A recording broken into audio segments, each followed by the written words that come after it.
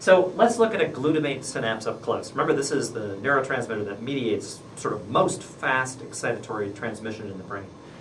So here is our glutamate axon terminal, right? And here are all these protein structures that were generated from genes that are located back in the cell body and the nucleus.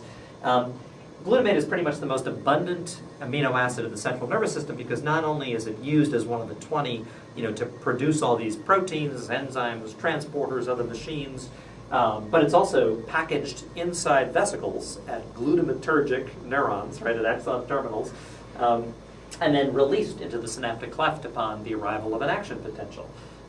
And the way that glutamate is sort of removed is there are a series of transporters, kind of like you saw with the monoamines, right? These proteins that are embedded, right, in the axon terminal membrane and generate, require energy or ATP to operate, and they're like these vacuum cleaners that pull glutamate out of the cleft and back into the axon terminal.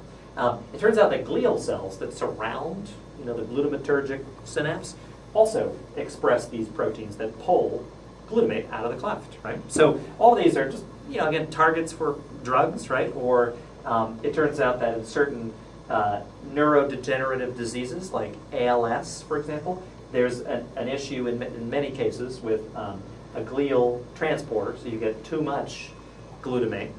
So this is a typical glutamate synapse.